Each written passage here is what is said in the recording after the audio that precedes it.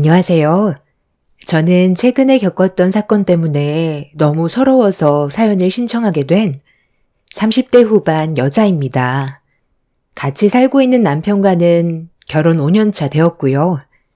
4살 된 딸 하나 키우고 있습니다. 그리고 뱃속엔 둘째까지 생겨서 현재 8개월 차 되었습니다. 그런데 둘째도 딸이라서 그런지 저에게 기대를 많이 했던 시모는 딸이라는 말을 듣곤 깊은 한숨을 내쉬었어요.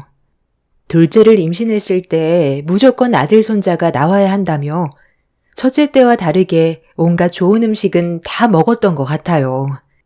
그런데 결과적으로 딸이라는 말을 들었을 때부터 시어머니의 행동은 전과 다르게 상당히 차가워졌습니다. 남편도 시모가 저를 대하는 쌀쌀맞은 모습이 신경 쓰였는지 최대한 좋게 대화로 풀어나갔지만 시모의 심술은 날이 가면 갈수록 점점 더 심해졌어요. 아들을 낳고 싶다고 제 맘대로 되는 것도 아닌데 시모는 남들은 잘만 낳아주는 아들 손자 얼굴을 구경도 못하고 세상 떠날 것 같다면서 며느리를 잘못 들였다고 불만을 털어놓았습니다. 제가 정신적으로 스트레스를 많이 받게 되자 남편은 출산 전까지 시댁에 가지 않는 게 좋을 것 같다고 결정을 내렸어요. 저도 뱃속의 아이를 위해서 그게 옳은 방법이라고 생각했었습니다. 어차피 시댁에 가봤자 좋은 말도 듣지 못하는데 스트레스 받을 일을 만들 필요는 없었어요. 그렇게 남편이 시모에게 출산 전까지 시댁에 가지 않겠다고 연락을 드렸는데 그 말을 듣게 된 시모는 기분이 많이 안 좋았는지 남편이 출근했을 때 저에게 따로 전화를 했어요. 전화를 받자마자 시모는 저에게 거침없이 화부터 내셨죠. 내 잘못도 아니고 전부 다 네가 잘못한 일인데 왜 내가 우리 아들과 안 좋은 관계를 만들어야 되는 거니? 네가 아들 손주만 낳아줬어도 이런 문제 생기지도 않았다. 첫째 손주가 딸이었으면 둘째는 아들을 낳아줘야 되는 건 기본 아니니? 받아 먹을 건 다 받아 처먹어 놓고 이제 와서 출산 전까지 만나지 않겠다고? 어머님, 성별을 제가 결정할 수 있는 문제는 아니잖아요. 저도 어머님이 원하는 아들 손자 안겨드리고 싶지만 말처럼 쉽게 해결되는 것도 아니라서 저도 많이 답답해요. 셋째 계획은 언제 세울 거니? 설마 둘째에서 끝낼 건 아니지? 내가 세상 떠나기 전에 아들 손자 안아보는 게 소원인데 둘째로 끝낼 거냐고? 어머님, 아직 둘째는 세상 밖으로 나오지도 않았어요. 기분이 많이 안 좋으신 거 저도 충분히 이해하는데요. 이런 관계 만들어가는 거 저 또한 원치 않아요. 그래서 이번 주 주말에 오지 않겠다고? 네가 해야 될 일이 얼마나 많은 줄 아니? 이번에 내 큰아들이 결혼할 여자 소개해 준다고 했거든? 음식 준비도 해야 되고 집안 대청소도 해야 되니까 내 아들 잘 구슬려서 무조건 내려오거라. 왜 아무 말도 없는 거니? 누구는 임신 안 해본 줄 아니? 나도 예전에 다 해봤다. 아직 출산하려면 2달이나 남았는데 미리 출산운동 시작해야지. 뱃속에 있는 아이가 커지면 출산할 때만 힘들어진다는 거 몰라? 내 큰아들이 이번에 처음으로 여자를 소개해주는 자리라는 건 내 큰아들이 그만큼 신중하게 결정을 했다는 거다. 직업이 의사라더라. 대형 병원에서 일한다는데 의사 며느리 얻는 게 쉬운 것도 아니잖아. 그만큼 우리 집안도 신경을 많이 써줘야 하는데 집에서 놀고 먹기만 하면 뭐하니? 와서 시애미 일손이라도 도와야지. 다시 한번 말하지만 무조건 내려와라. 나 혼자서 모든 걸 하기엔 어려움이 있으니까 네가 옆에서 도와줘야 한다. 무슨 말인지 알아들었지? 아주버님과 결혼하게 될 의사 예비 형님이 주말에 시댁에 인사를 온다고 임신 8개월 차인 저에게 일을 시키려 하고 있었어요. 하는 것도 없이 놀고 먹기만 해서 살만 쪘다며 다이어트 좀 해야 된다고 무조건 시댁으로 오라는데 기분이 별로 안 좋았어요. 음식이며 대청소며 모든 것들을 저에게 시킬 거라는 걸 알기 때문에 시모의 물음에 대답을 하지 않았습니다. 제가 아무 말도 하지 않고 듣고만 있자 집안 분란 만들지 말고 좋게 넘어가는 게 좋을 거라며 자기 아들 잘 구슬려서 오라는 말 한마디 덧붙인 뒤 전화를 끊었어요. 임신 8개월 차 만삭인 제가 만약 뱃속에 아들 손자가 있었다면 손가락 하나 까딱하지 않게 모든 걸 다 해주셨겠지만 손녀라는 이유 하나만으로 저를 대하는 모든 행동들이 차가웠고 신경질적이었어요. 제 뱃속에 있는 손녀딸은 어떻게 돼도 상관없다는 듯 보였습니다. 첫째도 아닌 둘째를 임신한 상태에 4살 된 첫째 딸도 돌봐야 하는 상황인데 시댁에서 음식하고 청소까지 하라는 시모의 말에 정말 많이 서운했고 저에게는 평생 상처로 각인이 되었습니다. 첫째가 딸이었을 때도 출산할 때까지 눈치만 주더니 둘째까지 딸이게 되자 시모의 말투와 행동은 거침이 없었어요.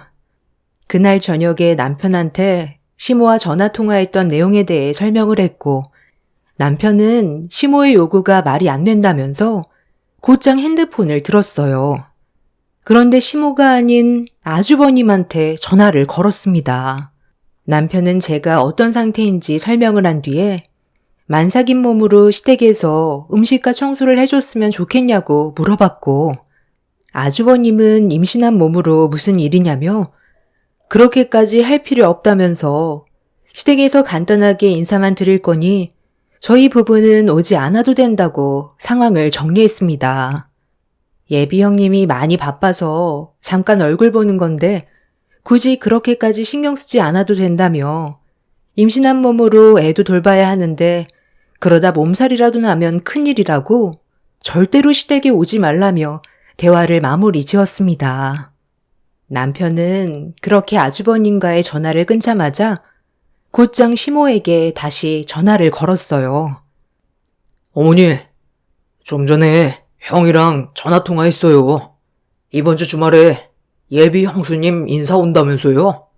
그래서 그 문제 때문에 형과 대화 좀 나눠 봤는데요.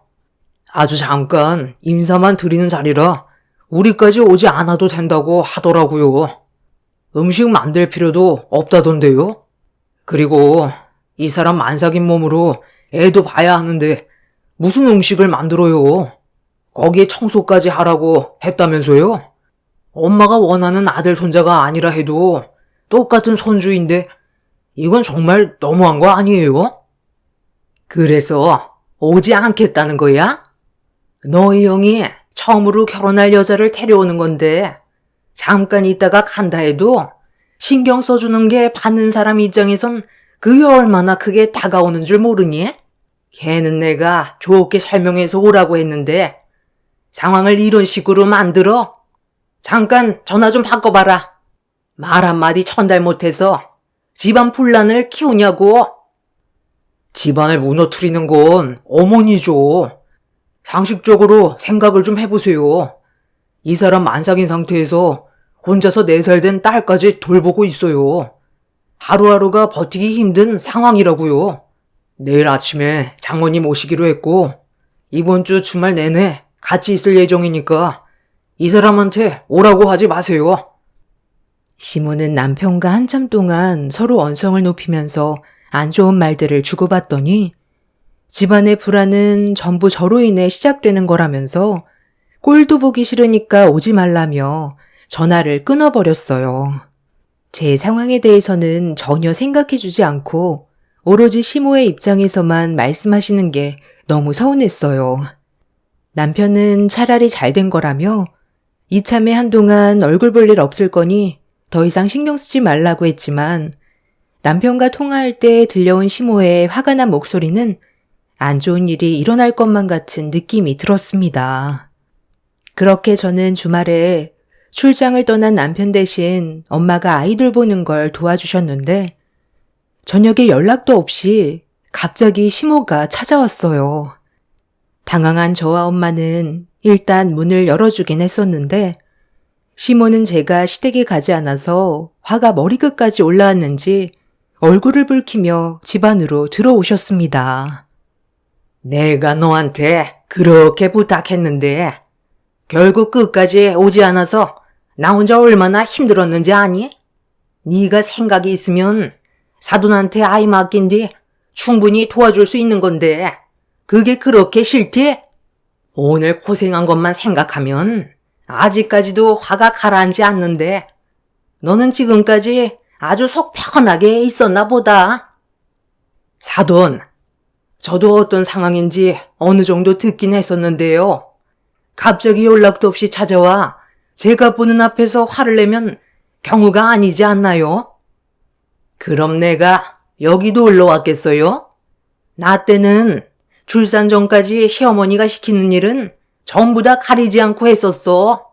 가뜩이나 둘째도 손녀딸이라 기분이 안 좋은데 이제는 아예 시미 말 무시하고 집안 분란까지 만들어? 오늘 나 혼자 고생한 거 생각하면 우라통이 치밀어서 너한테 한마디 해야 내 화가 가라앉을 것 같아 찾아왔다. 어머님 며느리 없는 거지. 제 며느리 없는 거 아니잖아요. 그리고 아무리 집안 가족 일이라고 해도 제 몸 하나 제대로 가눌 수 없을 정도로 무거워져서 조금만 움직여도 숨까지 차오르는데 어떻게 음식을 만들고 청소를 할 수가 있겠어요. 오히려 가봤자 짐밖에 안 된다고요. 어머님이 생각하는 대로 제가 따라주지 않으면 또 저에게 막말하실 거잖아요. 저도 고민 안 한 거 아니에요. 하지만 몸이 정말 힘든데 어떻게 도와드릴 수 있겠어요. 일단 화 좀 가라앉히고 좀 앉으세요. 제 딸한테 화풀이 하려고 오셨으면 그만 돌아가 주세요. 이런 식으로 찾아오시는 게 오히려 더 큰 문제를 일으킨다는 거 모르는 거 아닐 텐데요. 엄마와 시모는 얼굴을 붉히면서 몸을 부딪히며 안 좋은 눈빛을 주고받길래 상황이 안 좋아질 것 같아 중간에서 말렸는데 그 순간 시모가 저를 강하게 밀쳤고 중심을 잡지 못한 저는 그대로 뒤로 넘어져 버렸습니다. 엄마는 제가 넘어진 걸 보자마자 시모의 머리채를 잡아 사정없이 흔들었고 엄마의 돌발 행동에 당황한 시모도 엄마의 머리채를 잡으려 했는데 이미 엄마는 제가 넘어진 모습을 보곤 이성을 잃어버려 시모를 정신 차리지 못하게 좌우로 계속해서 흔들었어요. 그렇게 바닥으로 내동댕이 쳐진 시모가 엄마를 노려보면서 자기 몸에 손을 댄 거에 대해서는 조용히 넘어가지 않을 거라며 화를 내자 엄마도 임신한 저를 밀친 거에 대해 좋게 넘어갈 생각 없다면서 시모의 말을 받아쳤어요. 그렇게 안 좋은 분위기가 이어지고 있는 사이 현관문이 열렸고 당일 출장을 다녀온 남편이 집으로 들어왔습니다. 아주 잠깐 눈앞에 펼쳐진 상황을 파악하던 남편은 이 모든 게 시모 때문에 벌어진 일이라는 걸 눈치챘는지 시모를 일으켜 세운 뒤 집 밖으로 쫓아내려 했는데 그 순간 시모가 남편의 뺨에 손을 올렸습니다. 저와 엄마는 시모의 행동에 경악을 했고 남편도 당황한 듯 보였어요. 내가 널 어떻게 키웠는데 어떤 상황인지 물어보지도 않고 엄마를 내칠 수 있어? 지금 엄마 머리를 봐봐라. 오늘 예비 며느리 인사 온다고 해서 미용실 가서 비싼 돈 주고 머리까지 만졌는데 사돈이 내 머리를 이 지경으로 만들어 놨다고. 너는 엄마가 당하고 있었는데도 아무렇지도 않은 거야? 제가 없을 때 무슨 일이 있었는지 안 봐도 딱 알 수 있는데 뭐하러 물어봐요. 오늘 형이 예비 형수님과 결혼 문제로 집에 데리고 왔을 때 엄마 혼자 고생한 것 때문에 화가 나서 분풀이 하려고 왔겠죠. 제 말이 틀렸어요? 엄마 머리가 만신창이가 된 건 임신한 이 사람한테 해서는 안 될 행동을 했으니까 장모님이 화가 나셔서 엄마 머리를 그렇게 만든 거 아니겠어요? 안 봐도 딱 보이는데 어떻게 엄마 편을 들어달라는 거예요? 제 얘기가 틀리면 말씀해 보세요. 시모는 남편의 말에 당황했는지 말을 더듬기 시작했어요. 남편은 더 이상 듣고 싶지 않다면서 시모를 집 밖으로 내쫓아 버렸습니다. 시모는 남편까지 편을 들어주지 않자 화를 가라앉히지 못하고 현관문을 수차례 발로 걷어찬 뒤 집으로 돌아갔어요. 그렇게 시모가 한바탕 난리를 치고 떠난 뒤에야 숨을 쉴 수 있었고, 엄마는 시모가 임신한 저를 강하게 밀쳐서 큰일 날 뻔했다면서 소파로 넘어진 게 천만다행이라며 저를 침대에 눕혀주었어요. 엄마는 시모의 행동을 이해할 수가 없다고 남편한테 불만을 털어놓았고, 남편은 흥분한 엄마한테 죄송하다며 고개를 떨구었습니다. 그렇게 한바탕 난리를 친 이후 한동안 시모에게 연락도 없었고 어느 정도 안정을 되찾아가고 있었는데 어느 날 아주버님한테 전화가 왔어요. 상견례 문제로 남편과 상의를 하고 있었습니다. 아무래도 상견례는 가족들과 함께 모여야 하는 자리라 아주버님은 남편한테 조심스럽게 물어봤어요. 시모가 저희 집에서 한바탕 난리쳤다는 걸 알고 있어서 상견례 자리에서 시모의 얼굴을 보는 게 불편할지도 모른다고 생각했는지 참석을 안 해도 된다며 부담스러워하지 말라고 했는데 아주버님 일은 별개라 남편은 저와 상의하고 다시 연락 주겠다면서 전화를 끊었습니다. 그렇게 남편과 한참 동안 대화하고 내린 결정은 상견례는 참석하기로 결정을 내렸어요. 그래도 양가 집안 모이는 자리인데 남편이 참석 안 하는 건 그 집안에 대한 예의가 아닌 것 같아 상견례는 가기로 했었죠. 중요한 자리인데 시모도 조심할 거라 생각했었어요. 그런데 아주버님이 알려준 상견례 날 장소로 남편과 함께 도착을 했는데 때마침 시부모님도 저희와 동시에 도착을 했었습니다. 저희 부부는 시부모님과 같이 식당에 들어가려고 주차하는 걸 기다리고 있었는데 운전대를 잡은 시모가 주차하는데 애를 먹고 있더라고요. 손님들이 많은 식당이라 주차장이 협소했는데 시모가 주차하기에는 약간 힘들었는지 주차 공간에 차를 넣지 못하길래 남편이 도와주겠다고 했지만 시모는 남편과 저에게 안 좋은 감정이 있던 상태라 남편의 말을 무시했어요. 원래 시부가 운전을 하셨는데 예전에 교통사고로 다리를 크게 다치셔서 운전을 할 수 있는 몸 상태가 아니라 그때부터 시모가 대신 운전대를 잡았어요. 남편과 저는 같은 자리를 반복해서 왔다 갔다 하는 시모의 차를 바라보고 있었는데 갑자기 차가 엄청난 굉음을 내더니 후진으로 저에게 달려들었어요. 저는 너무 놀라 몸이 경직된 상태로 그 자리를 피하지 못하자 남편이 그런 저를 안쪽으로 끌어당겨 가까스로 큰 사고를 면할 수가 있었습니다. 그런데 시모의 차가 멈추지 않고 주차되어 있던 벤츠와 부딪혔고 그 소리에 상견례장에 있던 아주버님이 밖으로 나왔는데 사색이 든 얼굴로 긁혀진 벤츠를 쳐다보고 있었어요. 시모는 차를 멈춘 뒤 문을 열고 나오더니 갑자기 저에게 다짜고짜 화를 냈습니다. 너 때문에 시야가 가려서 이 차를 긁었잖아. 딱 봐도 비싸 보이는 차인데 이거 어떻게 할 거야? 먹을 것도 적당히 먹어야지. 도대체 얼마나 처먹었으면 몸이 차 한 대를 가릴 정도로 비대해져서 후방 주시를 방해해. 이 차 수리비는 네가 내라. 차에 적힌 전화번호로 전화해서 자주 나오라고 좀 해라. 이 차가 누구 차인 줄 알아요? 저랑 결혼할 경은 씨 차량이라고요. 아니 재수 씨는 우리 엄마가 주차하고 있는데 왜 뒤에서 얼쩡거려서 사고를 내게 만들어요? 형, 무슨 말을 그렇게 해? 우리는 멀찍이 떨어져 있었는데 엄마가 운전을 못해서 이 차랑 박은 거라고.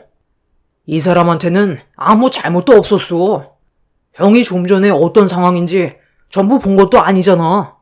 내가 이 사람 끌어당기지 않았으면 후진하는 차와 충돌 사고가 날 뻔했다고. 하마터면 뱃속에 있는 아이까지 문제가 생길 뻔했는데 예비 형수님 차 조금 긁혔다고 다짜고짜 이 사람한테 뭐라고 하는 건 너무하잖아. 오늘 여기 오려는 것도 정말 고민 많이 하고 왔는데 괜히 온 것 같네. 뭐라고? 이 자식이? 내 입장도 생각을 해야지. 아직 상견례 시작도 하지 않았는데 차 사고가 났으니 내가 기분이 얼마나 안 좋겠어? 엄마가 재수씨 때문에 벌어진 사고라고 했으니까 그런 줄 알고 있었지. 그런데 너는 지금 형한테 얼굴을 붉히면서 말하는 태도가 그게 뭐야? 내가 요즘 좋게 얘기하니까 형이 아주 우스워? 나도 최대한 너 입장에서 편의를 봐주고 있는데 잠깐 오해한 거 가지고 너무 열내는 거 아니야? 이런 분위기에서 너 얼굴 보며 상견례 하고 싶지 않으니까 그냥 방해하지 말고 가라. 그러니까 내가 너한테 뭐라고 그랬어? 여자 하나 잘못 들이면 집안 망한다고 했잖아. 이거 봐봐라. 쟤 때문에 우리 가족 분열 생긴 거 보라고. 시모는 제가 며느리로 들어온 순간부터 집안에 문제가 생기기 시작했다며 불만을 털어놓았고 차 사고가 난 것도 제가 뒤에 있어서 그런 거라는 어이없는 말로 상황을 더욱더 악화시켰어요. 아주버님도 상견례 때문에 예민해진 건 알고는 있는데 그렇다고 아무 잘못 없는 저에게 막말을 퍼붓는 건 너무하다 싶었어요. 시모는 자기 집안에 저만 사라지면 된다고 당장 꺼지라면서 만삭인 제 뺨을 후려쳤고 시모의 돌발 행동에 경악한 남편은 소리치며 화를 냈어요. 시모에게 뺨을 세게 맞게 된 저는 귀가 먹먹할 정도였는데 순간적인 충격으로 인해 너무 놀랐는지 몸이 경직돼 아랫배에 진통이 오기 시작해 그 자리에 주저앉아 버렸습니다. 남편은 저에게 괜찮냐며 시모의 멱살을 잡으려다 사색이 된 얼굴로 다급히 병원에 가자고 하길래 남편에게 부축을 받아 다시 몸을 일으키려던 순간 시모가 뱃속에 있는 손녀딸은 필요가 없다며 들고 있던 가방으로 저를 향해 사정없이 휘둘렀어요. 남편은 정신 나간 시모에게 그만 좀 하라며 강하게 밀쳤고 아주버님은 엄마한테 무슨 짓이냐며 남편의 멱살을 잡아 주먹을 쥐어 올리는 충격적인 상황이 벌어지려는 그때 뒤에서 아주버님을 향해 누군가 소리를 질렀어요. 지금 뭐 하는 짓이야? 그 손 내리지 못해? 태진 씨, 정신 나갔어? 우리 부모님이 계신 자리에서 그런 행동을 저지르면 어쩌자는 거야? 나 지금 너무 당황스러운 거 알아? 태진 씨, 원래 이런 사람이었어? 어떤 상황인지 내가 지금 알진 못하지만 무력을 행사하는 건 절대로 안 될 행동이라고. 당장 그 손 내려. 이거 놔. 형한테 정말 실망했어. 어떻게 나한테 손을 올리려 할 수가 있어? 우리가 뭘 잘못했는데. 엄마가 모든 상황을 악화시킨 거라고. 여보, 괜찮아? 왜 그래? 애가 나을 것 같아? 저기요, 의사라고 하지 않았어요? 이 사람 좀 도와주세요. 숨을 못 쉬고 있는 것 같아요. 제발 좀 도와주세요. 네? 숨을 못 쉰다고요? 잠시만 좀 나와주세요. 일단 답답할 수 있는 겉옷부터 벗어야 할 것 같아요. 아, 그리고 서둘러 물 좀 가져다 주세요. 저기요, 정신 차리세요. 아니, 잠깐만. 지선 언니야? 나야, 나. 몰라보겠어? 언니, 지금 정신 잃으면 안 돼. 일단 숨을 크게 쉬려고 노력해봐. 언니! 순간적으로 너무 큰 충격과 스트레스를 받았는지 갑작스런 진통과 함께 숨이 쉬어지지 않았어요. 눈앞의 시야가 검게 변하기 시작하는데 너무 무서웠고 눈이 거의 감기려 할 때쯤 저에게 반복적으로 언니라고 목 터지게 부르는 목소리가 귀에 들리는데 눈을 뜰 힘이 없었습니다. 이대로 세상을 떠나는 건가 싶던 그 순간 남편이 가져온 물에 적신 수건으로 제 얼굴과 몸을 주무르며 감싼 뒤 물을 한 모금 들이켜게 되자 조금씩 안정을 되찾을 수 있었고 숨을 다시 내뱉을 수 있었습니다. 어느 정도 정신이 들어 숨을 고르고 있는데 저를 바라보며 눈물을 흘리고 있던 여자와 눈이 마주쳤어요. 저를 바라보며 반가운 얼굴로 자기를 못 알아보겠냐고 반가워하는 모습의 여자를 쳐다보는 순간 전혀 예상치 못한 상황에서 만나게 된 동생과 마주하게 되었습니다. 제가 고등학생 때 아빠의 사업이 무너져서 이사를 많이 했었는데 어느 주택가로 이사를 간 적이 있었어요. 집주인분께서 1층을 싼 가격에 임대를 해주셔서 금전적으로 여유가 없던 저희 가족은 많은 도움을 받을 수가 있었습니다. 그런데 어느 날 중학생 정도 되어 보이는 여학생이 집주인분과 함께 대문을 열고 들어왔어요. 처음 본 여자아이였는데 그때 사모님이 그 여자아이를 입양했다는 말을 하셨습니다. 그때부터 저희는 조금씩 친해지기 시작했고 친언니 동생처럼 지내게 되었었죠. 학창 시절을 같이 보냈었고 좋은 관계를 유지하다가 아빠가 일 때문에 다른 지역으로 이사를 결정했고 결국 동생과의 인연은 그렇게 끝이 나게 되었습니다. 서로 연락도 주고받았었는데 어느 순간부터 전화번호가 바뀌어서 더 이상의 연락은 할 수가 없었어요. 그렇게 추억으로 간직한 채 살아가고 있었는데 상견례 자리에서 만나게 될 줄은 상상조차 하지 못했었죠. 저도 너무 놀라 동생이 얼굴을 보면서 그동안 보고 싶었다며 눈시울이 붉어져 있었는데 그때 식당에서 나오신 동생의 양부모님께서 저를 보고 깜짝 놀라셨어요. 예전에 저희 가족에게 많은 도움을 주셨던 분들과 다시 만나게 되니 너무 반가웠습니다. 그런데 저와 동생의 사이를 모르고 있던 시모 아주버님은 많이 당황했는지 말까지 더듬으면서 어떤 관계냐고 물어보길래 동생이 과거에 있었던 일들에 대해 설명해 주었습니다.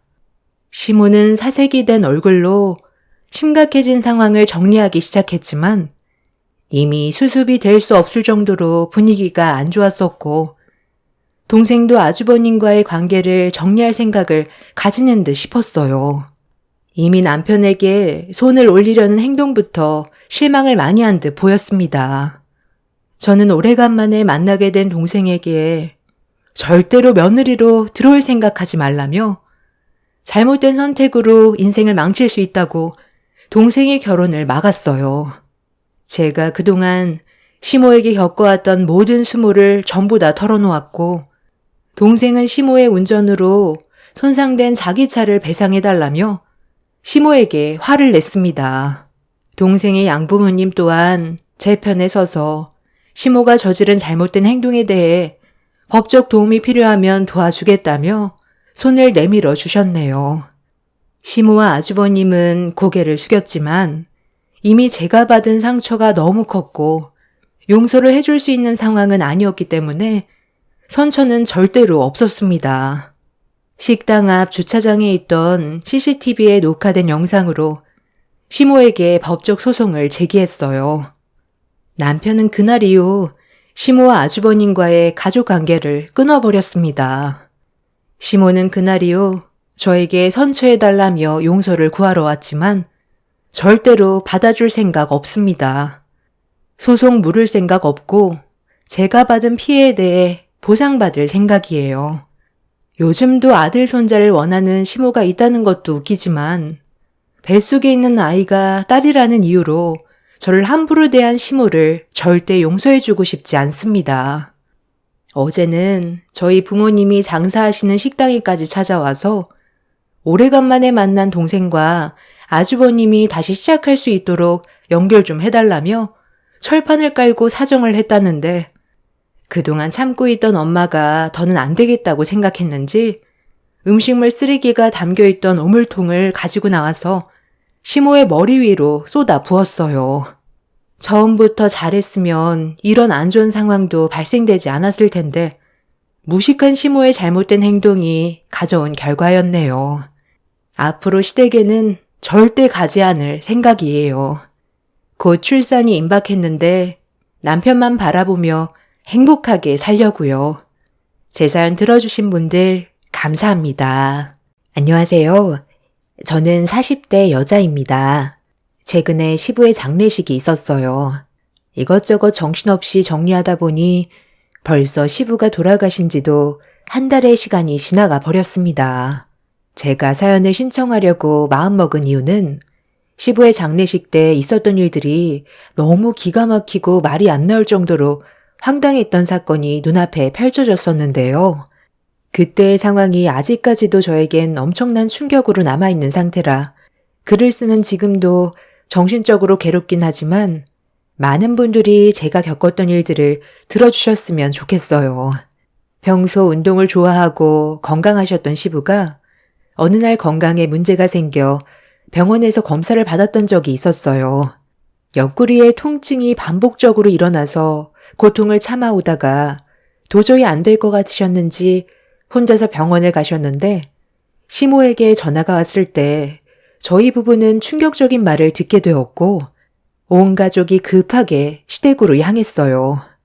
현관문을 열었을 때 이미 집은 초상난 분위기였고 오열하는 시모 옆에 시부는 충격에서 벗어나지 못하고 있는 상태셨어요. 시댁에 오기 전에 전화통화로 듣게 된 시부의 병명은 췌장암 말기였고 이미 손을 쓰기에는 어려운 상태였습니다. 다른 장기에도 벌써 암이 전체적으로 퍼진 상태였어요. 항암 치료를 받는다 해도 기대하기 힘들다며 의사는 주변 정리를 권할 정도로 상황이 좋지가 않았었죠. 저는 그때 췌장암을 처음 들어봤었는데 알고 보니 암 중에서도 치료하기가 제일 어렵고 이미 병명을 알았을 때는 진행 상태가 많이 늦어버려 완치가 될 수 없는 무서운 병이라는 걸 알 수 있었어요. 워낙 헬스장에서 살다시피 하셨던 시부가 건강 하나만큼은 누구보다 자신 있다고 생각하셨는데 어느 날부터 운동을 격하게 해서 살이 빠진 것 같다며 불편함을 느끼셨고 소화가 안 되는 것 같은 여러 가지 복합적인 불편함을 얘기하셨지만 가족들 모두 대수롭지 않게 생각했었어요. 시부가 운동을 너무 격하게 해서 그런 부작용이 온 거라고 말하니까 저희는 그런 줄 알고 있었고 겉으로 보기에도 별다른 문제는 없어 보였습니다. 그런데 췌장암 말기 판정을 받고 돌아왔으니 얼마나 충격을 받으셨겠어요. 저희 부부와 형님네에는 시부에게 위로의 말도 해줄 수가 없었습니다. 회복이 될 수 있다면야 당연히 희망적인 말이라도 할 텐데 이미 병원에서 완치 불가 판정을 내려버린 상태였기 때문에 희망적인 말이 되려 시부에게는 상처가 되는 말이 될 것 같아 가족들 모두 어떠한 말도 해줄 수가 없었어요. 그리고 그때 알았던 게 아무리 건강한 사람이라도 암은 절대로 피해갈 수 없다는 걸 알게 되었고 건강관리에 소홀히 하면 안 된다는 걸 눈앞에서 보게 된 터라 저희 부부도 그날 이후 건강검진을 받아보기로 했었어요. 췌장암은 유전적인 요인도 있다고 하더라고요. 남편은 술을 워낙 좋아해서 꼭 밥 먹을 때마다 반주를 하는데 지나칠 정도로 먹지는 않고 한두 잔만 먹긴 했지만 버릇처럼 생활에 자리를 잡았었기 때문에 걱정을 안 할 수가 없었어요.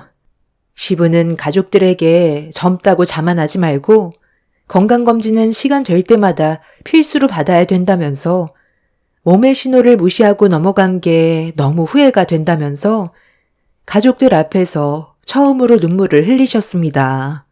시모는 그래도 지푸라기라도 잡는 심정으로 병원에 입원해 치료를 받는 게 좋지 않겠냐며 시부를 설득했지만 이미 시부는 현실을 받아들이고 연명치료를 거부했어요.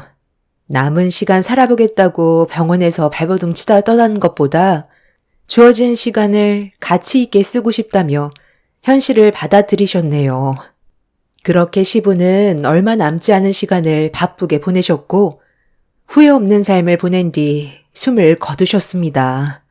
10년 넘게 며느리로 지내오면서 항상 가족들을 따뜻하게 대해주시고 원만한 가정생활을 유지하기 위해 집안의 가장으로서 중심 역할을 잘해주셔서 시댁 생활하는데 크게 어려움은 없었어요. 시모도 저에게 크게 터치하지 않았었고 평범하게 지내왔었던 삶이었는데 시부의 장례식이 시작이 되면서부터 집안의 분위기는 180도 바뀌게 되었습니다. 첫 장례가 시작되던 날 조문객들이 끊임없이 몰려와서 정신없던 와중에 일손이 모자라 저도 양팔 걷고 조문객들 식사를 챙기고 있던 도중 그런 저를 지켜보던 시모가 저에게 손짓을 하길래 가까이 다가가니 따로 얘기를 좀 하자시길래 휴게실로 뒤따라 들어갔습니다. 일을 하기가 싫은 거야? 조문객들 몰려와서 자리에 앉지도 못하고 멀뚱히 서 있으면 네가 일단 자리를 안내해서 빈자리를 채워야지. 너까지 멍하니 서 있으면 어쩌자는 건데? 조문 오신 분들이 높으신 분들이 많으셔서 시간이 없는데 저렇게 세워두면 내 입장이 뭐가 되겠어? 내가 이런 말까지 너한테 해야 되겠니? 어머님이 하도 고집을 부리셔서 선택한 일인데 저보고 어떻게 하라는 거예요. 저도 최선을 다하고 있고 같이 온 일행분들을 따로 앉힐 수는 없잖아요. 그래서 제가 가격은 좀 저렴해도 조문객들이 많이 올 것 같으니까 홀이 넓은 데로 선택하자고 했는데 어머님이 무조건 초호화 장례식으로 치르겠다면서요. 대부분 식사 안 하시고 돌아가신다고 하길래 저희는 그냥 그런 줄 알았는데 조문 오신 분들 거의 대부분 식사를 하실 생각이시던데 비용만 비싸지 홀이 너무 작아서 그냥 돌아가시는 분들이 거의 대부분이에요. 가족들 말 들었으면 조문객들 충분히 수용할 수 있었고 어느 정도 여유도 생겼겠죠. 그래서 지금 내 잘못이라는 거야? 너희 시아버지가 세상 떠난 게 너무 마음 아파서 장례라도 제대로 좀 신경을 써주고 싶어서 한 번뿐인 장례식 초화로 해주려던 것 뿐이었어. 음식 퀄리티 자체가 다른데 조문객들도 신경을 써야 될 거 아니야? 대부분 있는 사람들이라서 장례 음식은 안 먹고 갈 줄 알았다고. 어머님은 저보다 장례식도 많이 다녀봤잖아요. 식사 대접하는 건 기본인 거라고요. 몰리게 될 거 뻔히 아셨으면서 돈만 비싸지 홀은 너무 작아서 걱정했었는데 예상했던 상황이 벌어졌잖아요. 그리고 저희 장례식에 일해주시는 분들이 너무 적어요. 몇 분 더 추가했으면 좋겠어요. 일손이 모자라서 일이 매끄럽게 진행이 안 돼요. 사람 한 명 더 쓰는 것도 돈인데 네가 몇 번 더 움직이면 되는 걸 뭐하러 사람을 더 써? 주방 보는 사람 2명에 홀 담당 2명이면 충분하지. 그리고 오늘이 첫날이라 조문객들이 많이 오는 거지. 내일이면 한가해서 일하는 사람들도 놀 게 뻔한데 뭐하러 돈을 쓰니? 지금도 많은 돈이 들어가서 후달려 죽겠는데. 어찌됐든 저는 최선을 다하고 있으니까 너무 뭐라고 하지 마세요. 그리고 아까부터 신경이 좀 쓰였는데 어머님 옆에 있던 남자분은 누구예요? 내가 그런 것까지 너한테 일일이 말을 해줘야 되니? 쓸데없는데 참견할 생각하지 말고 너한테 주어진 일이나 잘해라. 바쁘니까 빨리빨리 움직여. 시모는 평소 제가 알던 모습과는 많이 달라 보였어요. 시부가 떠나서 정신적으로 많이 힘들어서 좀 예민한 것 같아 그냥 넘어가려 했지만 분위기 자체가 너무 달랐어요. 그냥 딴 사람 보는 것 같은 느낌이 들었고 저를 함부로 대하는 행동들이 적응이 되지 않았죠. 그리고 시모에게 시선을 떼지 않고 주위를 맴돌고 있는 한 남자가 제 눈에 들어왔는데 상당히 거슬리더라고요. 시모와 연관되어 있는 사람 같아 보였는데 처음 보는 사람이었고 제가 누구냐고 여쭤보는 말에 예민하게 반응하신 걸 보면 시모와 의문의 남자가 서로 가까운 사이라는 건 짐작할 수 있었습니다. 그렇게 시모의 뒤를 따라 다시 장례식장으로 나오니 상당히 많은 조문객들이 줄지어 장례식장 안으로 들어왔고 남편과 아주버님은 조문객들과 인사를 주고받고 있었습니다. 형님은 장례식이 있기 전에 하필 식중독에 걸려 탈수까지 오는 바람에 병원에 입원 중이라 다음날 오기로 이미 얘기가 되어 있던 터라 시모는 모든 일을 저에게 시켰어요. 누가 봐도 저는 장례식 상조 도움이었죠. 그렇게 정신없이 바쁘게 움직이던 사이 저희 엄마가 먼 길을 달려오셨어요. 부산에 살고 계셔서 서울까지 오는 데는 시간이 많이 필요했는데 시모는 저희 엄마를 보자마자 인사부터 주고받는 게 아닌 앞치마를 건네주었습니다. 제가 엄마 손에 들려있던 앞치마를 뺏은 뒤 뭐 하시는 거냐고 불편한 표정으로 시모를 바라보자 제 손에 들려있던 앞치마를 다시 빼서 들더니 저희 엄마한테 던지듯 다시 건네주었습니다. 적어도 사돈지간이면 장례식장에 올 때 옷차림에도 어느 정도 신경을 써야죠. 그렇게 옷이 없어요? 추레하게 그게 뭡니까? 정말 창피해서 고개를 들지 못하겠네요. 제가 봤을 땐 어머님이 더 이해가 안 되는데요. 아버님 장례식에 패션쇼 하러 오셨어요? 남들 시선이 중요한 곳은 아니잖아요. 저희 엄마가 입고 계신 옷차림이 진정성이 있어 보이지. 어머님이 하고 계신 스타일은 남들한테 축하받으려고 치장한 것 같아요. 눈이 부실 정도로 액세서리를 달고 있는 게 어디 있어요? 그리고 왜 저희 엄마한테 앞치마를 건네주시는 거예요? 설마 지금 저희 엄마 보고 상주도우미 역할을 해달라는 건 아니죠? 부산에서 서울까지 오는데 얼마나 힘든지 아시잖아요. 사돈지간 도와줄 수 있는 거지. 그리고 부산에서 서울까지 사돈이 뛰어오셨니? KTX 타고 편하게 왔으면서 뭐가 그렇게 힘들다고 나한테 큰 소리야? 지금 상황에서 누구보다 힘든 사람은 나라고. 그리고 사돈은 부산에서 식당 일도 했기 때문에 서빙 일도 잘하니까 도움 좀 받자는 건데 그게 뭐 잘못됐니? 저는 그날 시모의 행동과 말투에 기분이 많이 상해서 욱하려 했는데 엄마는 일을 크게 만들고 싶지 않았는지 최대한 좋게 넘어가려 했어요. 엄마는 배우자를 잃은 슬픔 때문에 정신이 온전하지 못할 수 있다면서 충분히 시모의 입장을 이해한다고 앞치마를 두르셨어요.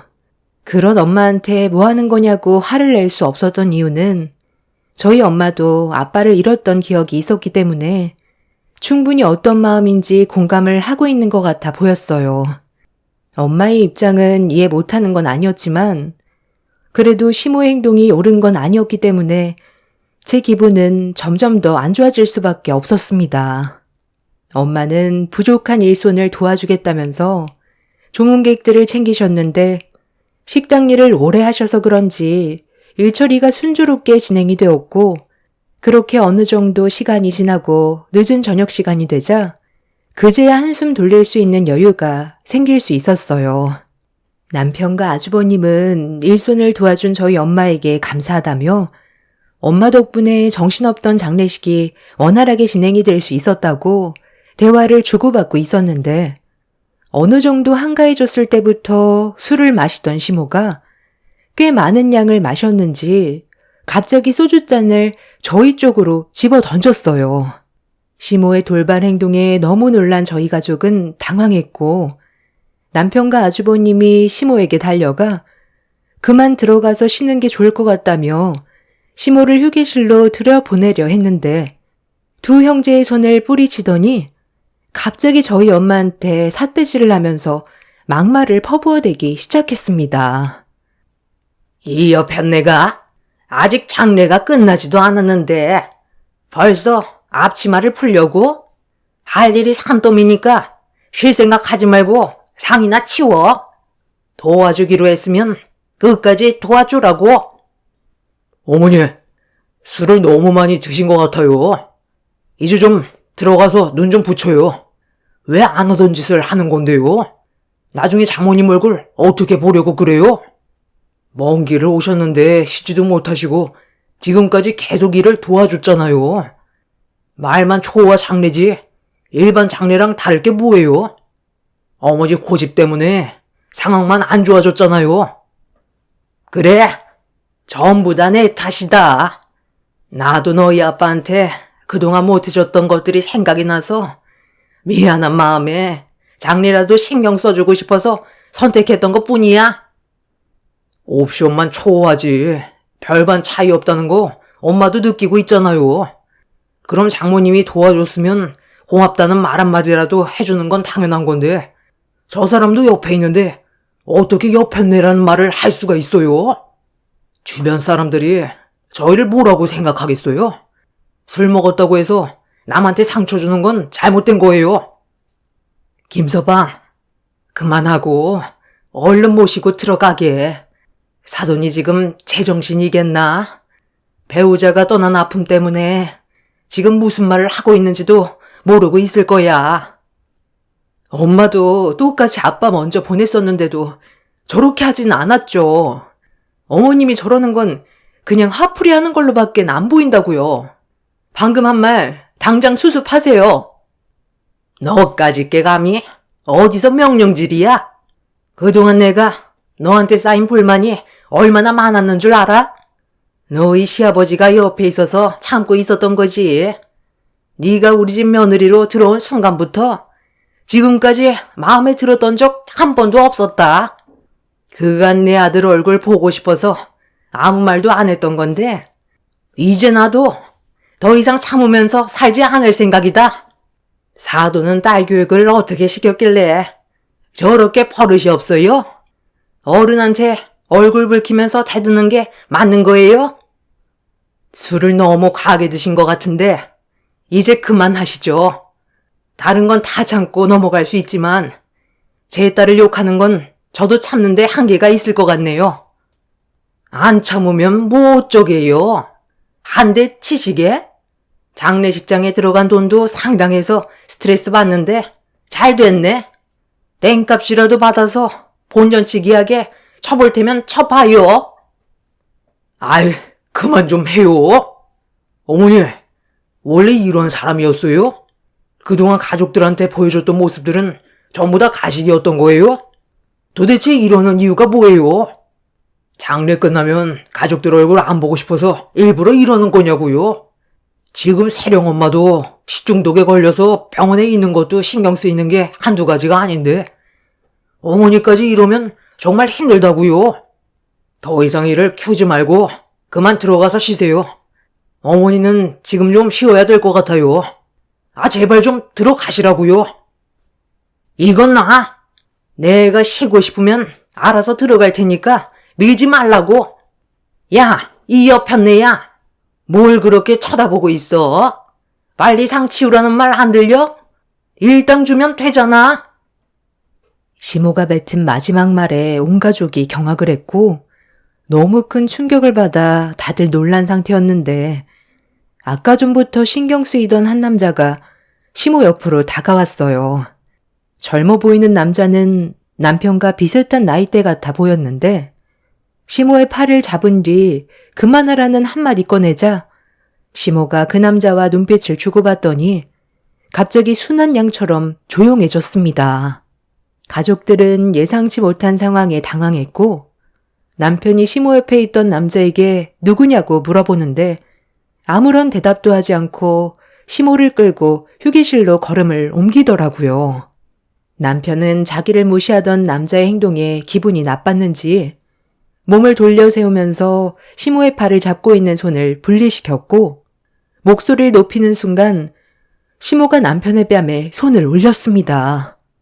순식간에 벌어진 일이라 너무 놀랐고 아주버님까지 시모의 팔을 잡으면서 뭐 하는 거냐고 화를 내자 시모는 아주버님의 얼굴에도 손을 올려 버렸어요. 전혀 예상치 못한 광경에 장례식장은 조용해졌는데 병원에 입원해 있었던 형님이 언제 왔는지 시모에게 소리를 질렀어요. 지금 그이한테 뭐 하는 짓이에요? 왜 잘못도 없는 사람한테 손을 함부로 올리는 건데요? 아버님 떠나셨다고 정신줄을 놓은 거예요? 저 남자가 누군데 어머님 자식인 이 사람한테까지 손을 올리는 거냐고요? 저기요, 그쪽이 누구냐고 물어봤잖아요. 처음 보는 얼굴인데 설마 어머님이랑 바람 피운 관계세요? 쓸데없는 말 할 거면 너도 앞치마 두르고 일이나 도와라. 네가 작은 며느리보다 더 꼴보기 싫은 거 알고 있냐? 갑자기 식중독에 걸렸다는 게 웃기지 않아? 한창 바쁠 때 식중독에 걸려서 병원에 입원했다는 거 솔직히 조문객들이 많이 올 거 뻔히 알고 있으니까 한가해질 때쯤 오려고 미리 계획했던 거잖아? 아니, 무슨 말을 그렇게 하세요? 지금도 상태가 안 좋은데도 동서가 고생하고 있을 게 눈에 훤해서 좀 더 입원해 있어야 된다고 했는데도 힘들게 온 거라고요. 그리고 제가 식중독 걸리고 싶어서 그런 것도 아니잖아요. 술을 드시려면 곱게 드시던가. 가족들한테 상처 다 주면 어머님한테 남는 게 뭔데요? 속이 후련하세요? 너희들 더 이상 필요 없다. 장례식 끝나면 어차피 얼굴 볼 생각 조금도 없었어. 나도 지금까지 할 만큼 했거든.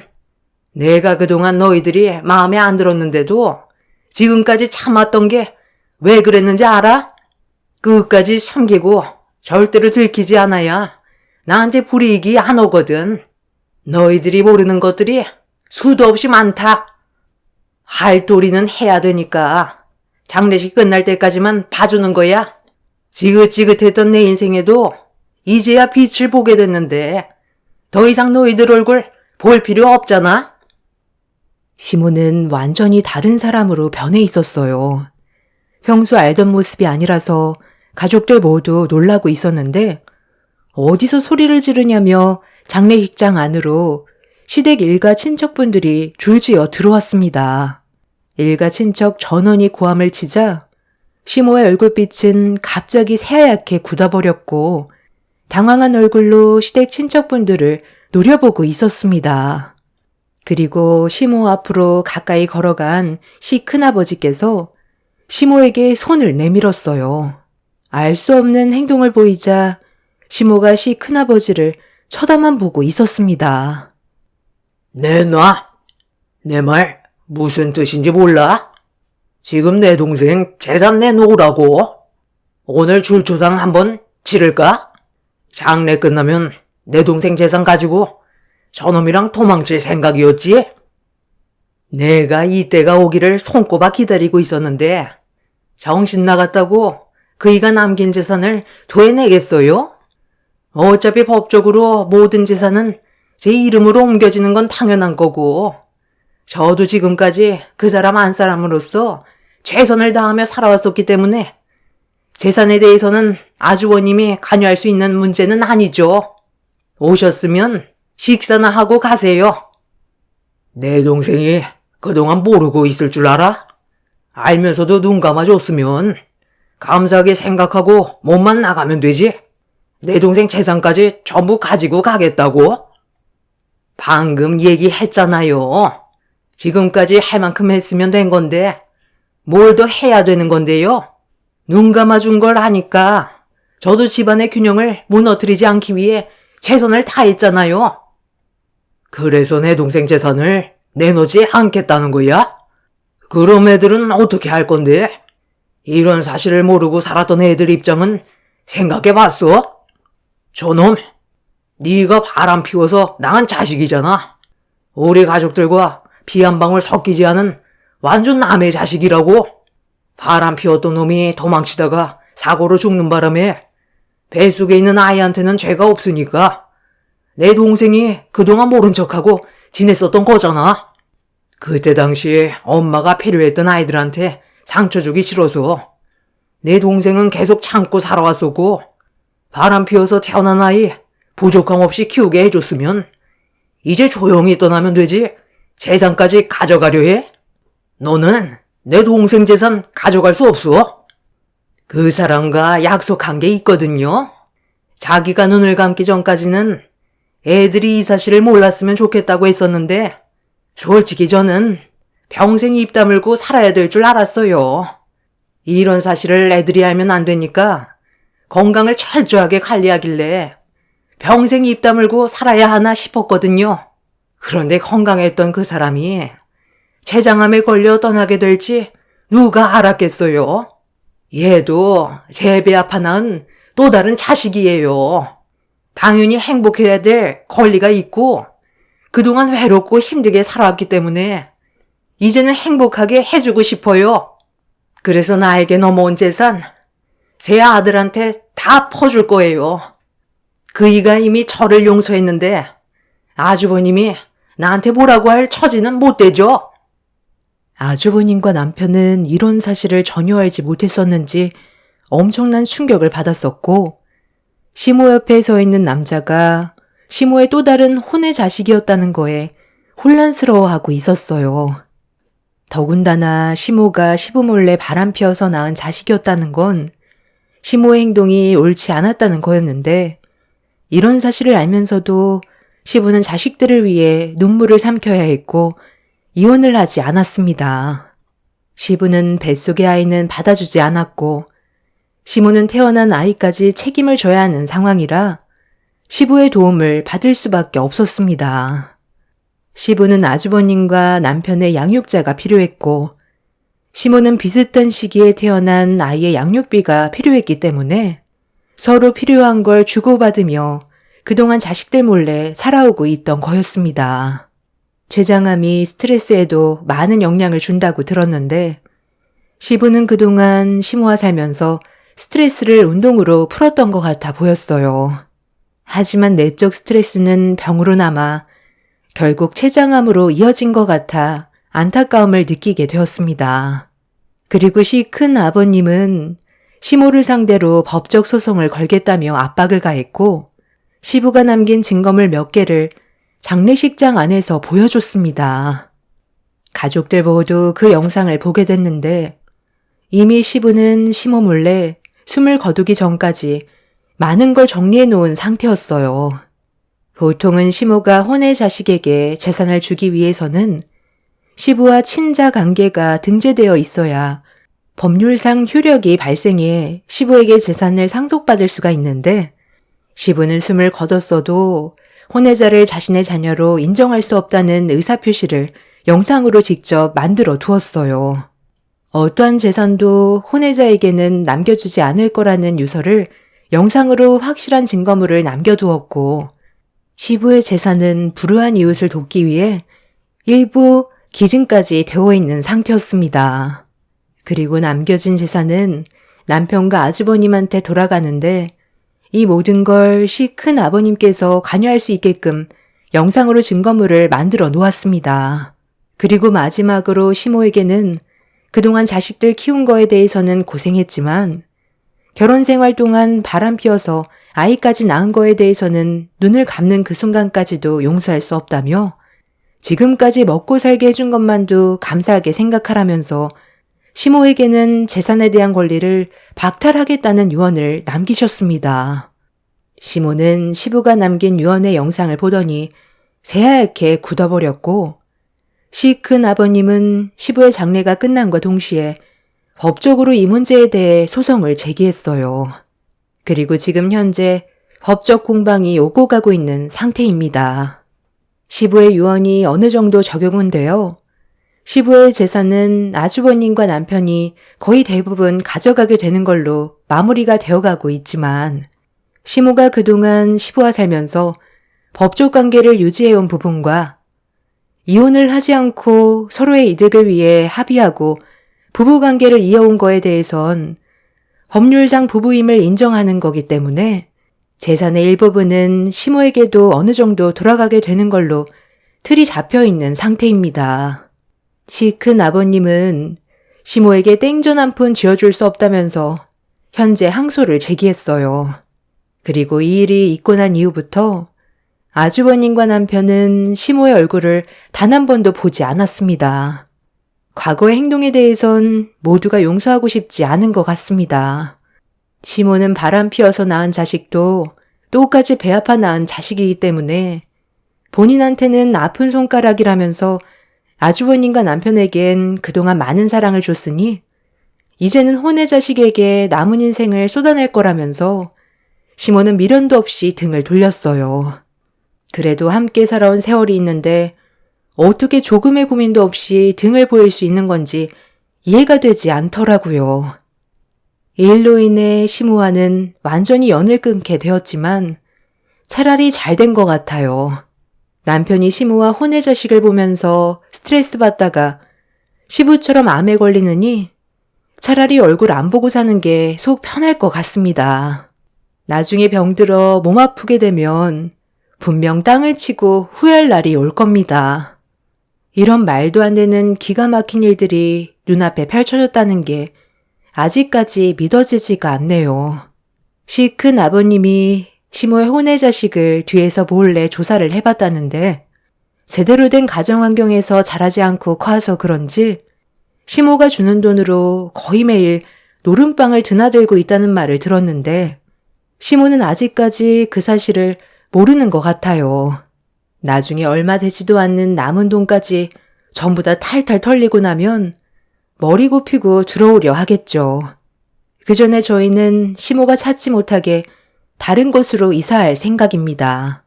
이런 제 기가 막힌 사연을 들어주신 분들 감사합니다. 안녕하세요. 저는 최근에 파혼을 하게 된 30대 여자입니다. 별로 기억하고 싶지 않은 일이지만 이번 일을 통해서 많은 걸 배워서 사연을 신청하게 되었습니다.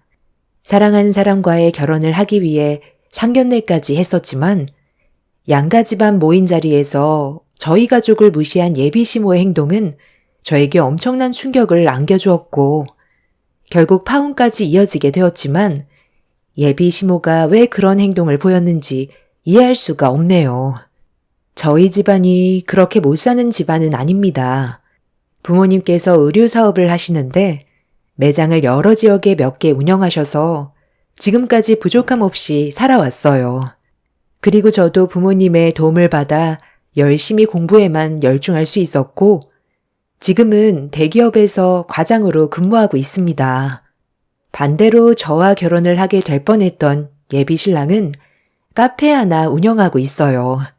손님이 많은 편은 아니라서 수익이 고정적으로 들어오는 편은 아니지만 그래도 제가 안정적으로 벌고 있기 때문에 크게 상관없다고 생각했었어요. 예비 신랑도 많이 벌면 당연히 좋겠지만 그렇게 부족한 형편은 아니었기 때문에 신경 쓰지 않았었는데 예비 시모는 제 입장과는 다르게 돈을 더 중요시하게 생각하고 있었습니다. 어느 날 퇴근을 하고 예비 신랑을 보기 위해 카페를 들렸었는데 그때 처음으로 예비 시모와 직접 얼굴을 대면한 적이 있었어요. 그때부터 시작된 저와 예비 시모의 팽팽한 긴장감은 상견례까지 이어지게 되었고 예상하지 못한 사건들이 연달아 터지게 되는 일이 생겨버리게 되었습니다.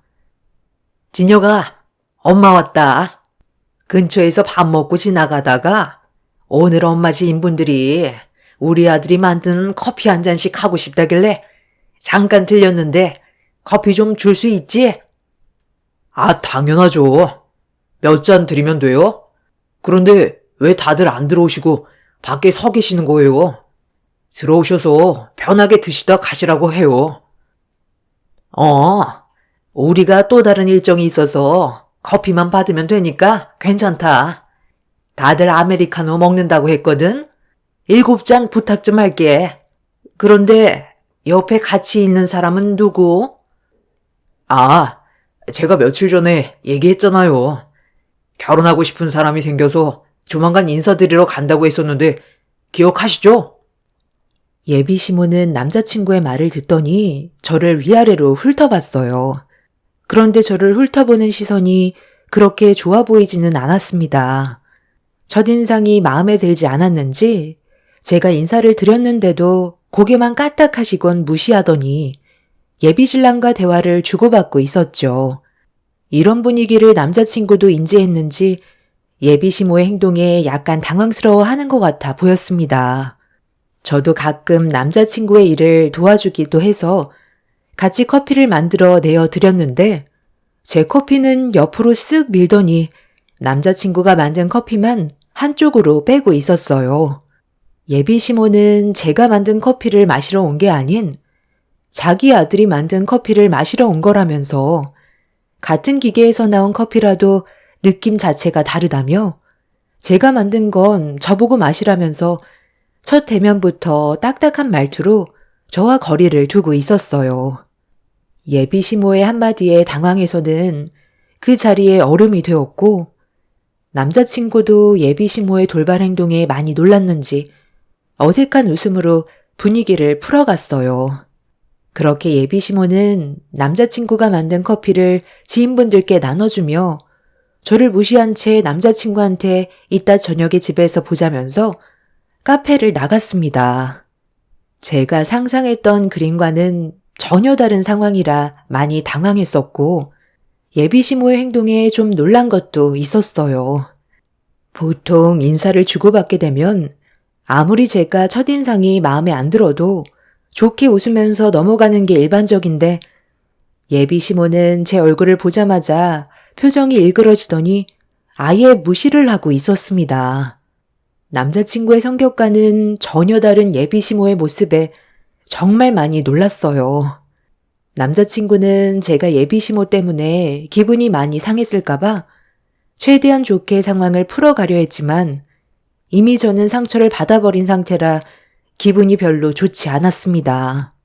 그날은 남자친구가 제 기분을 풀어주기 위해 카페 영업을 일찍 마감하고 저와 같이 저녁을 먹으려고 매장 문을 닫으려 했는데 예비 시모가 갑자기 불쑥 나타났어요. 그리곤 매장 문을 닫지 말라면서 카페 안으로 들어가 자리에 앉으시더니 저와 남자친구 보고 잠깐 앉아보라면서 손짓을 했어요.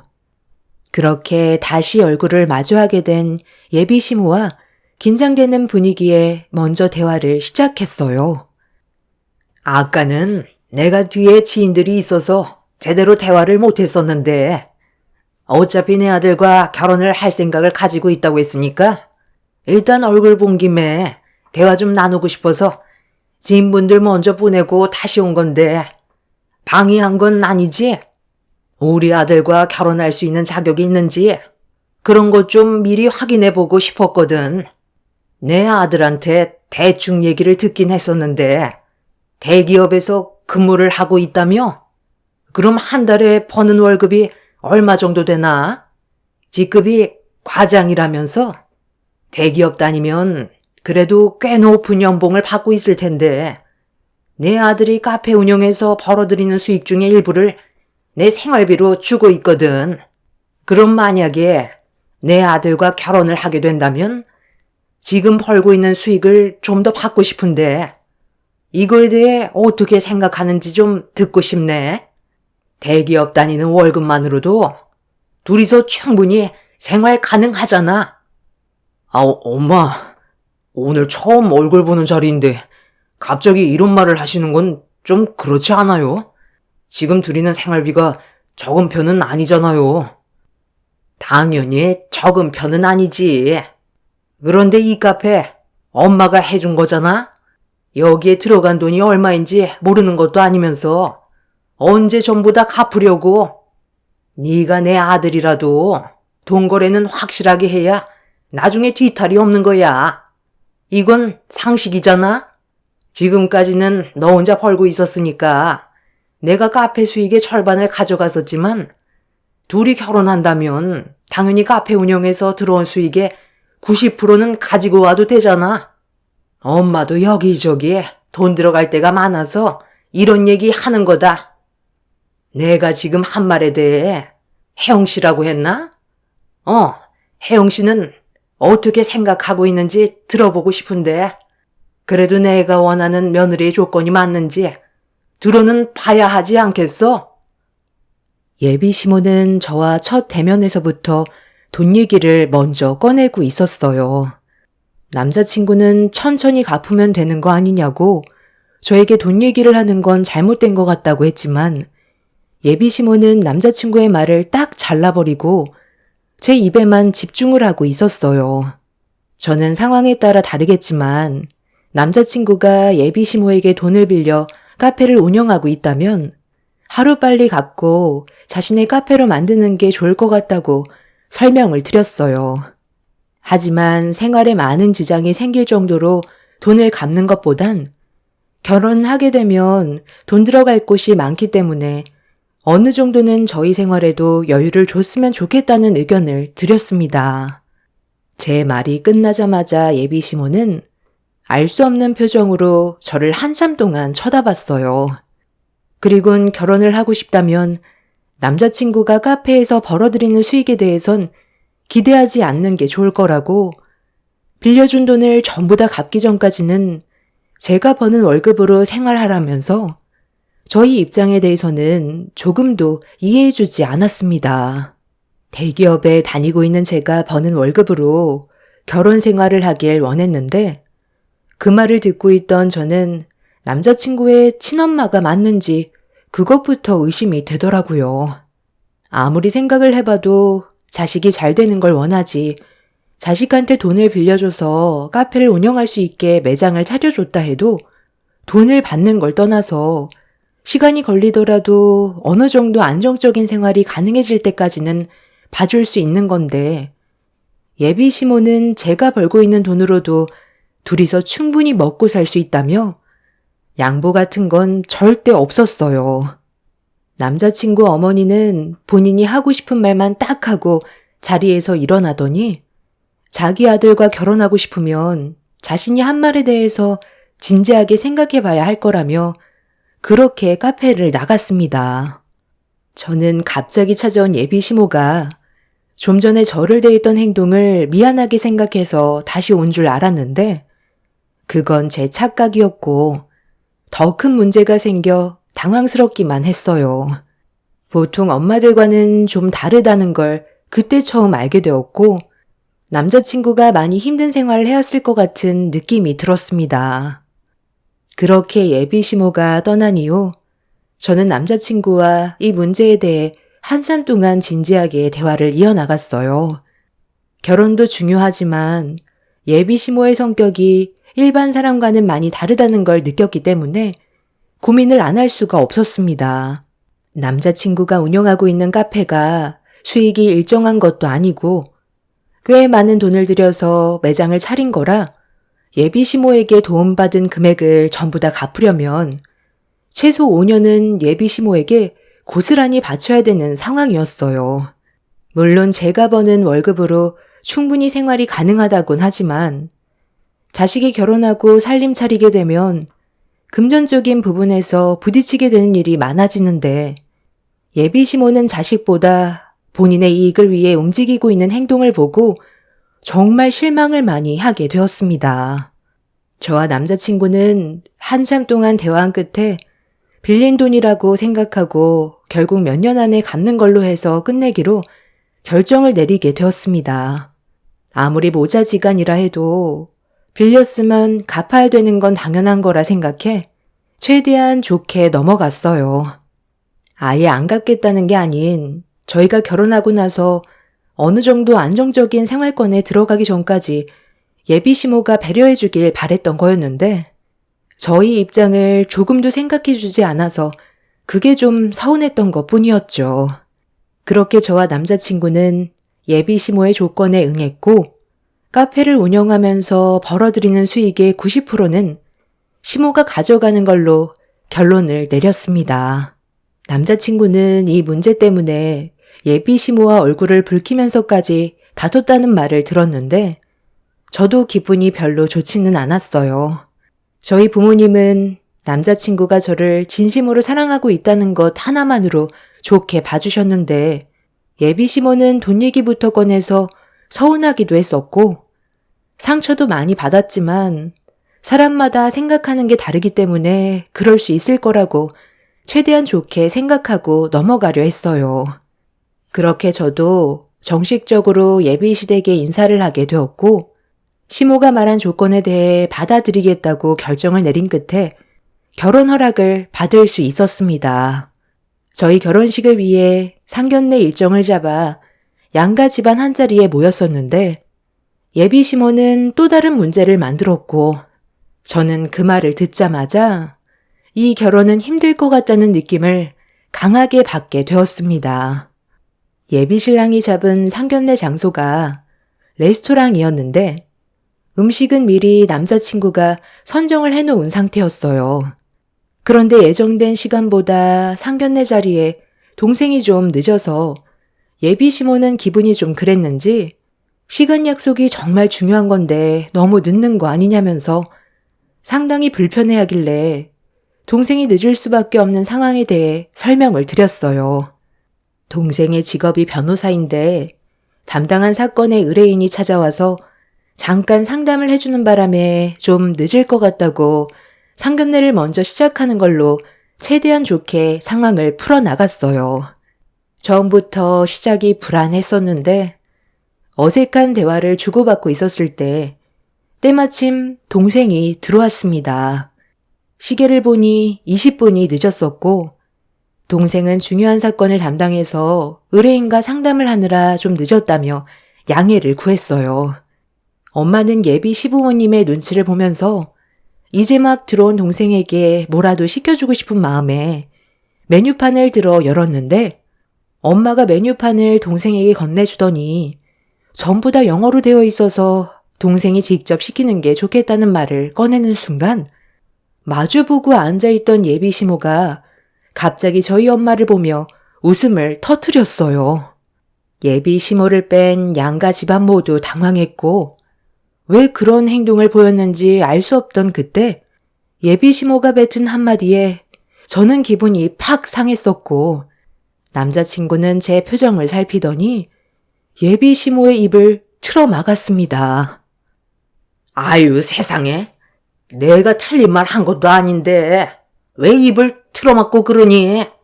영어로 된 메뉴판도 읽지 못하는 모습이 웃겨서 좀 웃은 것뿐인데 그럴 수도 있는 거잖아. 자식이 대기업 다니면 뭐해? 부모가 상식 이하인데 제가 원래 몰상식한 집안과는 상종을 안 하거든요. 기본적인 건 그래도 하셔야죠. 영어로 된 메뉴판 하나 읽지 못하는 모습을 보니 어떤 삶을 살아왔는지 대충 알 수 있겠네요. 둘째 아드님은 하버드 법학 박사까지 나왔다면서 어떻게 예비 사도는 기본적인 영어도 읽을 줄 모르세요? 지금 말이 너무 심한 것 같은데요? 저도 할 말은 해야 될 것 같네요. 저희 엄마가 영어를 못 읽을 수도 있는 거지. 그게 상견례에서 중요한 문제인 건가요? 그러는 당신은 영어를 얼마나 능숙하게 잘하는데 우리 엄마를 무시하는 거죠? 그래서 당신 집안은 얼마나 잘났는데요. 내가 봤을 때 당신이 더 몰상식해 보이는데? 어따 대고 우리 엄마한테 그런 막말을 짓거려. 내가 지금 결혼을 구걸하는 것도 아닌데 어디서 우리 집안을 무시하냐고. 저 사람이 좋아서 그래도 결혼하려 했던 거지만 이런 식으로 우리 집안 무시하면 나도 절대 못 참아. 대단한 집안도 아니고 잘난 것도 없으면서 하는 짓도 정말 어른으로서 배울 점이 하나도 없네요. 엄마, 아빠, 그냥 일어나요. 저 이 결혼 하고 싶지 않아요. 너랑도 여기까지만 해야 되겠다. 내가 다른 건 다 참을 수 있지만 우리 가족을 함부로 얘기하는 건 절대 못 참거든. 이거 놔. 어차피 끝났다니까? 상식적으로 생각을 해봐. 어떻게 우리 엄마한테 초면에 몰상식한 집안과 상종하지 않겠다는 말을 할 수가 있어? 그러는 너희 집은 얼마나 대단하다고. 동네에서 작은 배달 대행 사업 운영하면서 얼마나 잘났다고 우리 집안을 무시해? 너랑 오늘부로 끝이니까 다시는 연락하지 마. 혜영아, 잠깐만. 그렇다고 갑자기 이렇게 우리 관계를 끝내면 앞으로 나는 어떻게 살라고. 나는 네가 내 전부인 거 알고 있잖아. 엄마, 뭐라고 말 좀 해봐요. 엄마가 말 실수한 건 맞잖아요. 제 인생 망가뜨릴 거예요? 엄마 때문에 혜영이랑 헤어지면 평생 얼굴 안 보고 살 거니까 빨리 수습하세요. 내가 왜 수습을 해야 되는 거니? 세상에 널리고 널린 게 여자인데 뭐가 아쉬워서 머리를 굽혀야 되는 건데 하고 싶은 말 할 수도 있는 거지. 영어로 된 메뉴판 읽지 못하길래 그런 모습이 웃겨서 웃은 것뿐인데 내가 죽을 죄를 지은 것도 아니잖아? 그래서 지금 얘는 나한테 잘했다고 생각하니? 나를 쳐다보는 거 봐봐라. 잡아먹을 듯이 노려보고 있잖아. 이게 예비 시어머니를 대하는 자세야? 기분 상하는 말을 들었더라도 일단 오늘은 중요한 자리니까 넘어가고 따로 나한테 서운했던 걸 얘기할 수도 있는 거지. 자리에서 펄떡 일어나서 삿대질도 모자라. 당신 일한다. 너는 이런 못돼 처먹은 여자가 뭐가 좋다고? 헤어지면 얼굴 안 보겠다는 말까지 하니? 세상에 널린 게 여자고 너 능력 좋고 너 좋다는 여자들 한 트럭이나 태기 중이다. 너도 미련 버려라. 옆에 있던 동생은 더 이상 상대할 가치도 없는 집안인 것 같다면서 먼저 자리에서 일어나더니 충격을 받은 저희 부모님을 자리에서 일으켜드린 뒤 먼저 나갔어요. 남자친구는 제 팔을 붙잡곤 애원을 했지만 이런 집안의 며느리로 들어가 살 바엔 차라리 결혼을 안 하는 게 좋을 것 같다면서 남자친구의 팔을 강하게 뿌리친 뒤 밖으로 뛰쳐나왔습니다. 남자친구는 끝까지 쫓아와 저희 부모님께도 용서를 구했지만 이미 마음이 굳게 닫혀버린 상태였고 그렇게 저는 그날 헤어지겠다고 확실하게 못을 박았어요. 남자친구는 엄청난 충격을 받았는지 그 자리에 경직된 상태로 서 있었고 뒤이어 예비시모가 저를 노려보고 있었네요.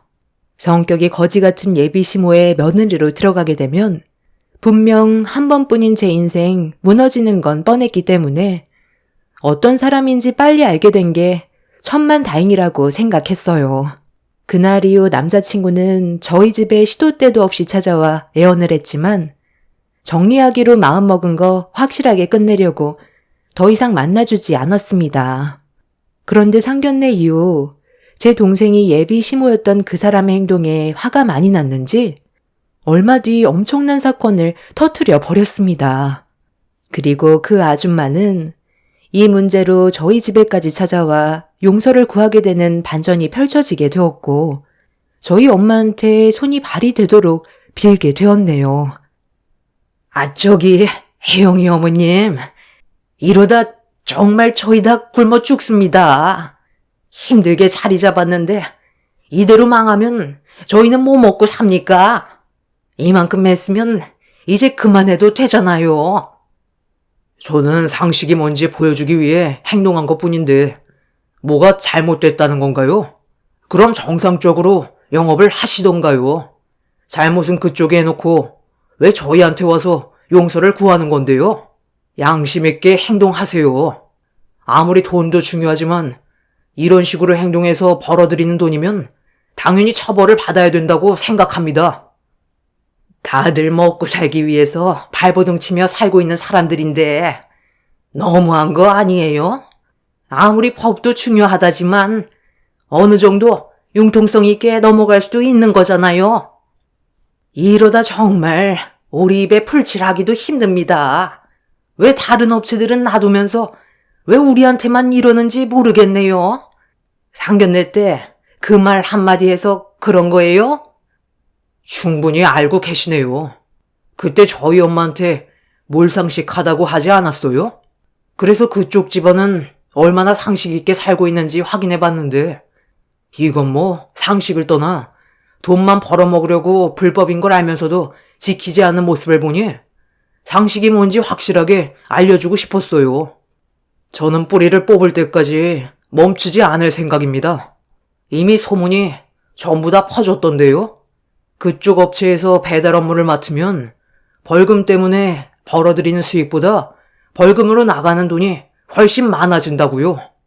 저는 법조인이라 법에 벗어나는 행동은 절대로 용서가 안 되거든요. 그래서 법대로 행동한 것뿐이니까 저희 집에 찾아오지 마시죠. 그 아줌마가 저희 집에 찾아온 이유는 동생의 분노가 그 집안 사업에 막대한 피해를 주고 있었고 폐업 직전까지 와서 벌어들이는 수익이 확 줄다 보니 발등에 불이 떨어져 저희 집에 찾아온 거였어요. 그 집안은 배달 대행 업체를 운영했는데 오토바이 배달 기사분들 특성상 한 건이라도 최대한 빨리 배달을 해야 그 집안의 돈이 되기 때문에 아줌마는 배달 기사들을 압박하면서 돈을 벌어들이고 있었습니다. 그리고 이런 상황들을 뒤에서 조사한 동생은 그 집안의 배달 대행 소속에 들어가져 있는 배달 기사들이 법 규정을 지키지 않고 인도를 달리거나 신호 위반을 하는 행동들을 할 때마다 쉬지 않고 계속 신고를 넣었어요. 동생은 일이 바빠 직접 움직일 수 없었기 때문에 꽤 많은 사람들을 모집해 배달기사들이 법규를 준수하지 않는 행동을 보일 때마다 무조건 촬영해서 전부 다 신고를 넣었습니다. 처음 벌금의 시작은 적었지만 시간이 지날수록 납부해야 되는 벌금의 액수가 몇십에서 몇백 단위까지 올라가더니 몇천만 원까지 올라가게 되자 버는 돈에 비해 납부해야 되는 벌금이 훨씬 많아지게 되자 배달기사들이 결국 두 손 두 발 들게 되었고 그 동네는 배달 안전지역으로 바뀌게 되었죠. 그리고 이 문제로 배달기사들과 사장인 아줌마와 마찰이 생기게 되면서 그 집안 업체에서 한두 명 나오게 되더니 결국 배달기사들은 다른 대행업체로 전부 옮기게 되는 사태까지 벌어지게 되는 상황까지 오게 되었던 거였어요. 대행업체 사장인 아줌마는 법규를 준수하면서 배달을 하면 돈을 벌 수 없으니 위반을 하라며 지시를 내리면서 압박을 가하자 배달기사들은 더 이상의 손해를 보고 싶지 않아 다른 업체로 옮겨간 거였습니다. 특히 배달기사들이 그 집안이 운영하는 대행업체에서 일을 하게 되면 벌금 폭탄을 맞게 된다는 입소문이 돌아 그 업체에 들어가는 걸 꺼리게 되자 나중엔 아무도 그 업체에 들어가 배달 일을 하지 않게 되었죠. 그리고 이런 일을 제 동생이 관련되어 있다는 걸 알게 된 아줌마는 저희 집에 찾아와 배달기사들이 새로 들어와도 벌금 때문에 버티지 못하고 전부 다른 업체로 옮겨가 돈을 벌지 못하고 있다면서 상황을 좋게 풀어가려 했지만 달라지는 건 없었습니다. 한 건이라도 배달을 해야 돈이 된다는 건 충분히 이해하지만 사람 목숨이 달린 일이고 큰 사고로 이어질 수 있는 상황에서 누군가는 바로잡아야 될 일이었다면서 상식 있는 사람이 그런 것도 모르냐며 법대로 살라고 아줌마를 돌려보냈어요. 아줌마는 동생이 좋게 넘어가려 하지 않자 배달 대행 기사들 대부분이 신호 위반하는 건 당연하다고 큰 소리치며 끝까지 해보자고 돌아갔지만 결국 그 대행업체는 배달기사를 고용하지 못해 폐업하는 상황까지 오게 되었습니다. 그리고 그 동네 배달기사분들은 무조건 법규를 지키면서 배달을 했고 시민들의 안전도 지킬 수는 있었습니다. 동생이 이렇게까지 행동했던 건 상견례 때 그 난리가 난 뒤 집으로 돌아가려고 차에 올라타고 있는데 갑자기 저희 부모님 앞으로 오토바이 배달기사가 인도로 무섭게 달려와 저희 부모님과 큰 사고가 날 뻔했었어요. 그런데 그 배달기사가 그 집안의 대행업체 소속이었다는 걸 알게 되었고 화가 머리끝까지 올라온 동생은 법규를 지키지 않는 배달기사를 뿌리 뽑기 위해 사람들을 고용해 법을 준수하지 않고 위반하는 행동에 대해서 전부 다 신고를 넣었습니다. 아줌마는 배달 대행으로 그동안 꽤 많은 돈을 벌어왔지만 그건 전부 뒤에서 배달기사들을 압박해 벌어들인 돈이었어요. 사고가 나도 제대로 된 처리도 해주지 않을 정도로 배달기사들 사이에서는 그 대행업체가 안 좋은 이미지였지만 다들 먹고 살기 위해 어쩔 수 없이 소속되어 일을 할 수밖에 없었던 거였죠. 그렇게 동생의 행동으로 인해 그 대행업체는 폐업이 되었지만 그 동네의 시민들은 사고로부터 안전할 수 있었고 클린한 지역으로 바뀌게 되었습니다. 하버드 법학 박사까지 나온 동생은 한 번 시작한 건 뿌리를 뽑기 전까지 물고 늘어지기 때문에 잘못된 걸 바로잡기 위해서 동생도 많은 희생을 했어요. 변호사 일도 해야 했지만 문제점을 바로잡기 위해 사람들을 고용해서 비용적인 부분까지 처리를 해야 됐기 때문에 쉬운 문제는 아니었습니다. 만약 동생이 이번 일을 바로잡지 않았다면 어린아이들이 다칠 수도 있는 상황이 생겼을 수도 있었겠죠. 그리고 이번 일을 통해 제 동생이 직접 두 팔을 걷고 나섰다는 게 입소문이 난 이후 지역 카페 회원분들께서 안전한 동네로 만들어줘서 고맙다면서 소정의 선물까지 직접 전달해 주는 일이 있었어요. 대부분 몇 번 배달 기사분들의 법규 위반으로 인해 인상을 찌푸리는 일이 있었을 거예요. 그만큼 생활 깊숙이 자리 잡게 되면서 위험까지도 오게 됐지만 잘못된 걸 알면서도 모른 척 하는 것보단 바로 잡는다면 더 큰 사고를 막을 수 있다고 생각합니다. 악덕 사장이었던 그 업체의 폐업으로 인해 훨씬 더 안전해졌고 살기 좋은 동네로 바뀌었다면 제 동생의 노력이 헛되지 않은 것 같아요. 남자친구와 비록 파혼을 했지만 이번 일을 통해 많은 걸 배우게 되는 계기가 되었습니다. 앞으로는 더 좋은 날이 오겠죠. 제 사연 들어주신 분들 감사합니다.